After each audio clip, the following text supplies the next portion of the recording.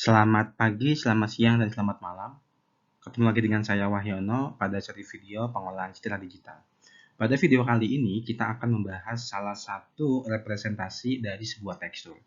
Mungkin kita masih ingat bahwa ada beberapa fitur yang bisa kita ekstrak dari sebuah image atau mungkin dari sebuah citra, yaitu ada ciri warna, fitur warna, kemudian ada fitur tepi, kemudian ada fitur sudut atau corner, kemudian ada blur. Nah, sebenarnya selain ketiganya tadi, kita ada lagi yaitu ciri tekstur. Nah, kita bisa mengatakan bahwa tekstur itu mirip dengan ciri warna. Cuma bedanya adalah kalau ciri warna, kecenderungannya itu adalah memiliki distribusi yang homogen atau bahkan bisa heterogen. Tetapi tekstur memiliki karakteristik yang berbeda. Nah, kita akan bahas tentang itu. Dan salah satu cara untuk bisa merepresentasikan sebuah tekstur itu adalah dengan kookuran matriks. Apa itu tekstur? Jadi tekstur ini sebenarnya secara sekilas itu mirip seperti warna biasa. Cuma yang membedakan antara tekstur dengan warna itu adalah tekstur di setiap pikselnya itu biasanya memiliki nilai intensitas yang sangat berbeda dengan piksel di sebelahnya. Dan kecenderungannya tekstur ini memiliki pola yang berulang. Nah, sebagai contoh, di gambar ini kita punya ini adalah tekstur. Dan ini juga tekstur. Kalau kita perhatikan, ini warnanya sebenarnya sama ya. Sama-sama berwarna kuning gitu. Cuma di sini ada pola yang berulang antara piksel dengan piksel sebelahnya. Dan ini juga sama. Artinya ini merupakan konsep dari tekstur. Dan ini juga merupakan karakteristik dari tekstur. Nah, pertanyaannya adalah kenapa sih harus tekstur gitu? Nah, kalau kita perhatikan banyak sekali contoh-contoh objek itu atau mungkin citra-citra yang ada di dunia ini yang biasanya memiliki tekstur tertentu. Sehingga ketika kita akan membuat sebuah sistem berbasis kepada pengolahan citra digital, itu akan sangat mudah kalau kita bisa mengekstraksi ciri teksturnya. Sebagai contoh misalnya kalau kita ingin mendeteksi pola batik. Nah, di pola batik kan itu ada patternnya, ada teksturnya. Atau misalnya kita ingin mendeteksi apakah sebuah kayu gitu ya, sebuah kayu itu berumur sekian tahun atau tidak gitu. Nah, ini juga merupakan kita bisa menggunakan ciri tekstur. Nah, sebenarnya ada banyak sekali area-area aplikasi yang digunakan atau mungkin diimplementasikan dengan menggunakan analisis tekstur. Nah, salah satu contohnya adalah di industri pengolahan makanan. Nah, kalau kita ingin membuat sebuah sistem yang berbasis kepada AI yang menggunakan data-data vision, kita bisa menganalisis kualitas dari sebuah makanan, kualitas dari sebuah buah misalnya, itu hanya dengan lihat teksturnya. Misalnya kalau teksturnya halus seperti apa, kalau teksturnya tidak halus seperti apa. Nah, ini adalah contoh aplikasi di dalam industri pengolahan makanan. Nah, selanjutnya industri di medical image analysis. Jelas ya, di dalam medical image analysis kita bisa menggunakan atau mungkin memanfaatkan tekstur untuk mengidentifikasi adanya suatu penyakit pada gambar-gambar medikal gitu. Misalnya kalau seandainya ada sebuah area yang ternyata itu sangat kasar atau mungkin sangat halus, dengan bantuan ekspertis dari dokter kita bisa mengidentifikasi ini itu apa? Apakah ini tumor atau mungkin ini yang lainnya. Nah, contoh yang lainnya adalah biometrik analysis. Tentu kita tahu bahwa ketika kita akan melakukan analisis sebuah sidik jari itu memiliki tekstur tertentu gitu ya. Jadi tekstur-tekstur ini memiliki karakteristik yang berbeda antara satu orang dengan orang lain. Sehingga memungkinkan bagi kita untuk memanfaatkan biometrik dalam rangka mengidentifikasi identitas seseorang. Entah itu mungkin menggunakan sidik jari, entah itu menggunakan retina, entah itu menggunakan PAL, atau mungkin menggunakan yang lainnya. Yang tentunya ini akan sangat bergantung kepada teksturnya. Nah, yang lainnya adalah contohnya adalah untuk GIS, Global Information System. Misalnya kalau kita punya gambar satelit, kemudian kita ingin melakukan analisis, ini area pemukiman, kemudian ini area pertambangan, atau ini area misalnya sawah, atau mungkin ini pegunungan dan sebagainya, itu akan sangat mudah bagi kita kalau kita menganalisis teksturnya. Oh, kalau teksturnya halus, misalnya, oh ternyata ini adalah lautan. Oh, kalau ini teksturnya kasar, ternyata ini adalah pohon, atau mungkin hutan-hutan. Oh, kalau ini teksturnya agak jarang-jarang dan sebagainya, oh mungkin ini adalah pemukiman. Artinya banyak sekali aplikasi yang bisa kita gunakan memanfaatkan tekstur analisis. Nah, selanjutnya Sebenarnya bagaimana sih caranya kita bisa mengekstraksi sebuah tekstur dari sebuah gambar? Nah, kalau kita perhatikan di sini, setidaknya ada 4 kelompok ketika kita akan mengekstraksi sebuah tekstur itu. Ada kelompok yang berbasiskan kepada statistikal, ada yang berbasiskan kepada struktural, ada yang berbasiskan kepada model, ada yang berbasiskan kepada filter. Untuk video kali ini, kita akan fokus kepada mekanisme atau metode untuk mengekstraksi sebuah tekstur yang berbasiskan kepada nilai-nilai statistik. Nah, di sini kita hanya perlu melihat, mengidentifikasi kira-kira apakah antara piksel tertentu dengan piksel di sebelahnya itu memiliki kecenderungan yang berbeda. Nah, untuk mengidentifikasi ini, itu maka kita bisa memanfaatkan nilai-nilai statistik. Nah, kalau seandainya ada sebuah permukaan yang itu tidak ada teksturnya halus, maka seharusnya perbedaan antara satu piksel dengan piksel sebelahnya itu tidak ada atau mungkin cenderung nol. Tapi ketika kita menganalisis sebuah tekstur, seharusnya perbedaan ini ada antara satu piksel dengan piksel di sebelah-sebelahnya. Nah, salah satu metode yang akan kita gunakan itu adalah co-occurrence matrix based feature. Jadi fitur tekstur vektor yang berbasiskan kepada co-occurrence matrix. Nah, apa itu co-occurrence matrix? Jadi co-occurrence matrix ini merupakan salah satu metode statistikal yang bisa kita gunakan untuk mengekstraksi atau mungkin untuk merekam adanya perbedaan nilai intensitas antara satu piksel dengan piksel sebelahnya.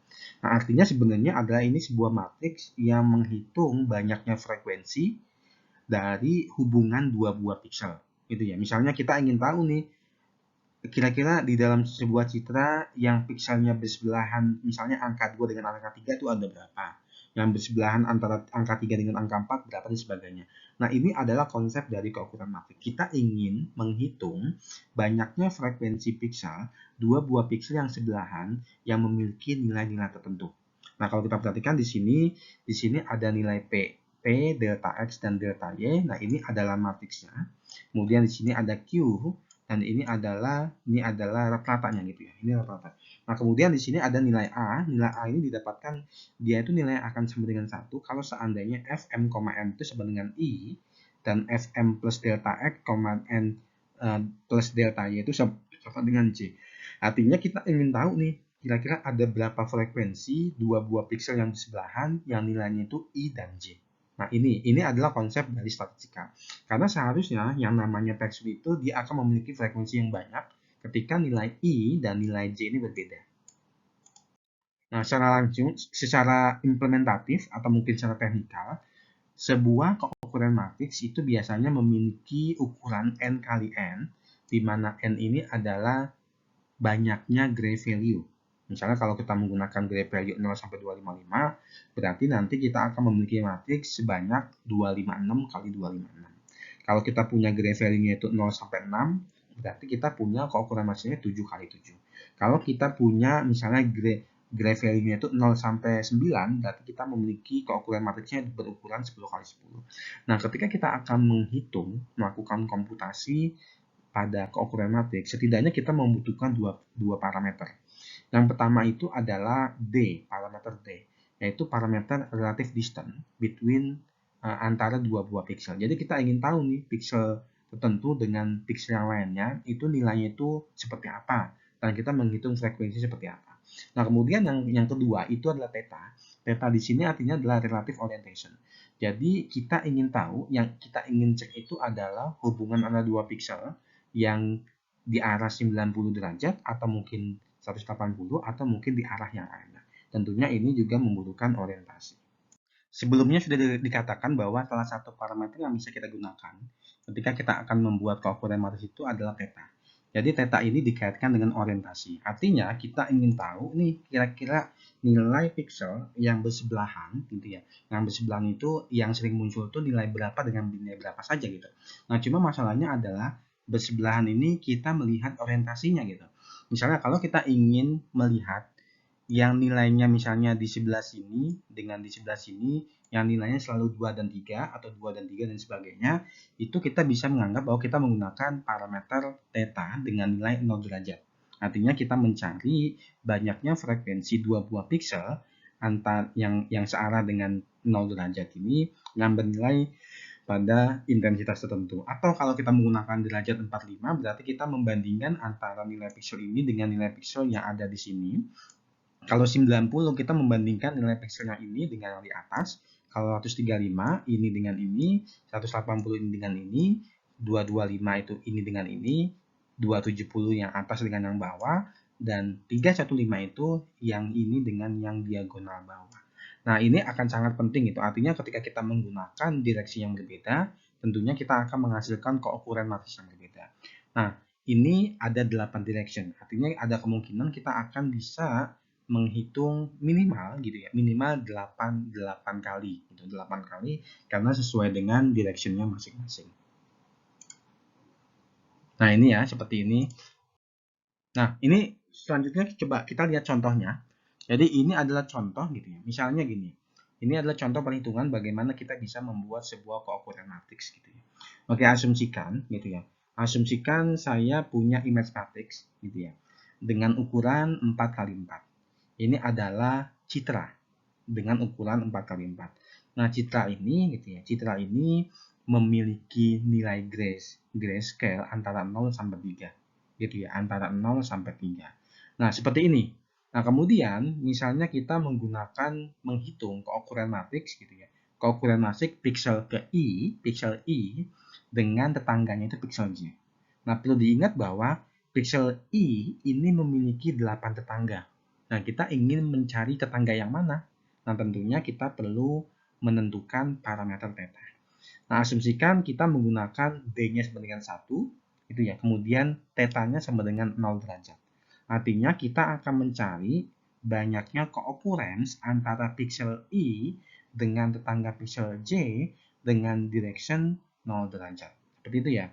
Nah, karena di sini kita memiliki nilai grayscale antara 0 sampai 3, makanya kita memiliki keukuran matris dengan ukuran 4 kali 4. Nah, di sini berarti kita memiliki keukuran matris 4 kali 4 dengan D ini sebagai parameter sama dengan 1 dan theta sama dengan 0 derajat. Nah, tentunya karena kita memiliki ukuran 4 kali 4, ini adalah contoh dari gitu ya. Ini adalah contoh dari matriksnya gitu ya. Nah, ini maksudnya apa sih crash 0,0 gitu, 0,0 gitu.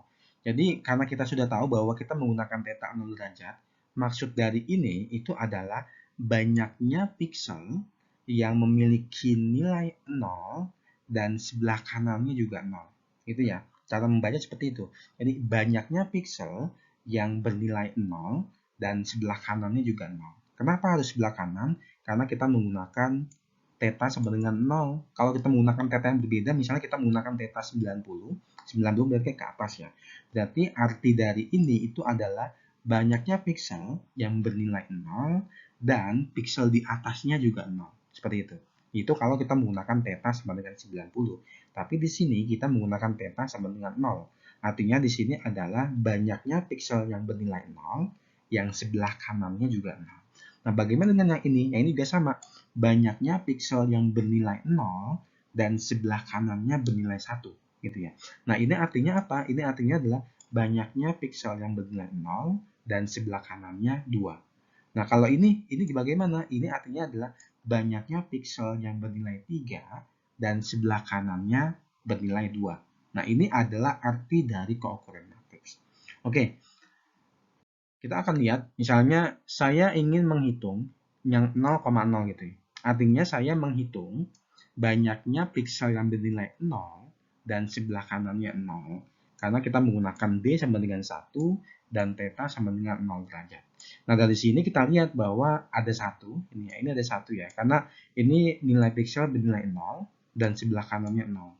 Gitu ya. Nah, selain ini ada lagi nggak sih? Kalau yang ini tidak mungkin ya, karena sebelah kanannya tidak 0.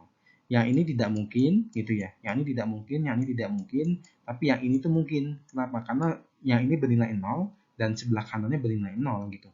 Makanya di sini kita akan memberikan nilai 2. Jadi nilai 2 ini maksudnya adalah banyaknya piksel yang bernilai 0 gitu ya. Dan sebelah kanannya juga bernilai 0. Kalau kita perhatikan di sini ada 0, 1, 2, 3 gitu ya. Ini juga sama 0, 1, 2, 3. Nah, ini adalah untuk yang pertama. Nah, kita melakukan ini terus-menerus untuk data yang berikutnya. Di sini misalnya saya mencari untuk data yang pertama yang ini ya, saya mencari Kan kalau kita lihat ini 0, 1, 2, 3, gitu ya. 0, 1, 2, 3. Berarti ketika kita ingin menentukan nilai ini, kita mencari piksel yang bernilai 0 dan sebelah kanannya 1. Ada berapa sih? Ada 1, 2. Berarti nilainya 2. Nah, selanjutnya, gitu ya. Kita mencari nilai piksel yang bernilai 0 dan sebelah kanannya 2. Ini hanya ada 1. Berarti 1. Nah, kemudian yang selanjutnya kita mencari nilai piksel yang bernilai 0 dan sebelah kanannya 3. Tidak ada, makanya nilainya 0. Nah, ini kita terus begitu sampai kita mendapatkan yang sebelah sini. Nah, kalau kita perhatikan di sini 1 yang nilai 1 sebelahnya 0 itu tidak ada ya. Kemudian yang nilai 1 sebelahnya 1 itu ada 2. Gitu ya. Ini ada 2, ini ada 2. Yang nilai 1 sebelahnya 2 itu tidak ada.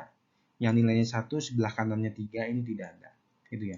Kemudian yang nilainya 2 sebelah kanannya 0 ini tidak ada. Yang nilainya 2 sebelah kanannya 1 ini tidak ada. Yang nilainya 2 sebelah kanannya 2 itu ada 1, 2, 3. Berarti di sini ada 3. Yang nilainya 2 sebelah kanannya 3 itu ada 1. Berarti ini 1. Yang nilainya 3 sebelah kanannya 0 itu tidak ada. Yang nilainya 3 sebelah kanannya 1 itu tidak ada. Yang nilainya 3 sebelah kanannya 2 itu juga tidak ada. Yang nilainya 3 dan sebelah kanan 3 itu ada 1. Nah, ini adalah hasil dari keukuran matriks yang kita dapatkan dari citra ini, gitu ya. Dari citra ini dengan nilai D sama dengan 1 dan theta sama dengan 0 derajat. Nah, tentunya kalau kita menggunakan nilai theta yang berbeda, misalnya kita menggunakan tetanya 90, gitu ya, maka kita juga akan menghasilkan nilai keukuran matriks yang berbeda. Kita lihat, misalnya kita membuat lagi satu matriks, gitu ya. Kita membuat satu matriks seperti ini.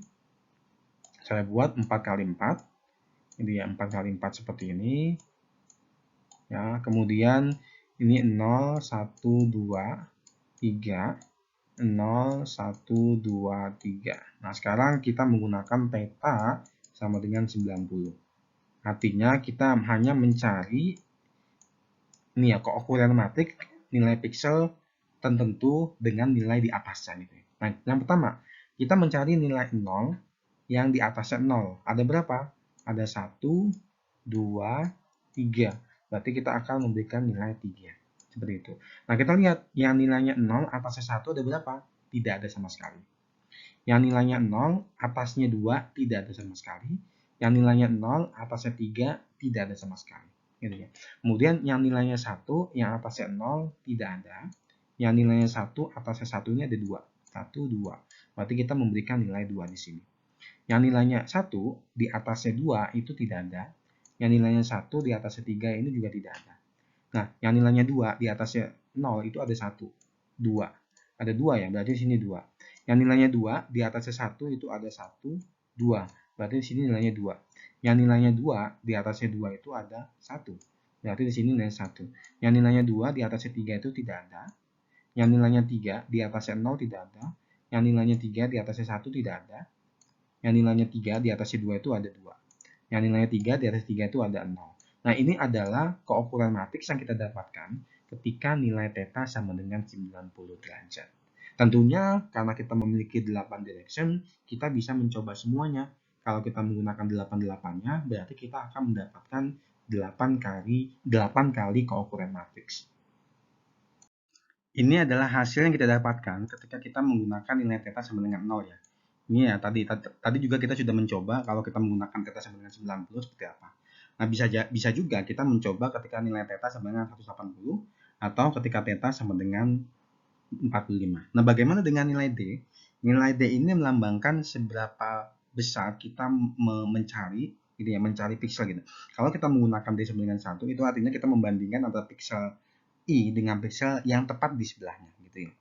Tepat di sebelahnya. Jadi kalau kita menggunakan D sama dengan 1, berarti kita membandingkan antara piksel ini dengan piksel yang di sebelahnya gitu ya. Tetapi ketika kita menggunakan D sama dengan 2, maka kita membandingkan piksel ini dengan piksel yang 2 langkah di sebelahnya. Gitu ya. Kalau kita menggunakan D sama dengan 3, itu artinya kita mencari perbandingan ya occurrence antara piksel dengan piksel 3 langkah di sebelah kanannya gitu ya. Artinya nilai D ini menunjukkan banyaknya langkah ketika kita akan membandingkan dua buah piksel di dalam keukuran matriks. Nah, ini contoh yang lainnya ketika kita menggunakan 90 derajat. Tadi sudah saya contohkan bagaimana cara mendapatkannya. Nah, tentunya ketika nanti kita menggunakan nilai D yang berbeda dan juga ketika kita menggunakan theta yang berbeda, maka kita akan menghasilkan kookuran matematik. Nah, di sini kita bisa melihat bahwa nilai D dan nilai theta itu bisa berbagai nilai. Artinya kita bisa mendapatkan nilai kookuran matriks yang sangat banyak gitu. Misalnya kalau kita menggunakan D sama dengan 1, D sama dengan 2, D sama dengan 3, D sama dengan 4, kemudian tetanya kita pakai semuanya, semua direction, artinya 8 kali 4. Kita akan memiliki 8 kali 4, itu sekitar 32 kookuran matriks. Nah, cuma masalahnya adalah ternyata kookuran matriks ini, dia itu hanya mengcapture properties dari tekstur. Dan kita tidak bisa secara langsung gitu ya, untuk melakukan analisis berbasis tekstur, gitu ya. Jadi kita tidak bisa membandingkan antara grade, misalnya kita memiliki dua objek yang teksturnya sama, gitu ya. Kemudian kita sama-sama mengekstraksi, gitu ya, mengekstraksi kookuran matriksnya. Nah, kita tidak bisa langsung membandingkan kookuran matriksnya.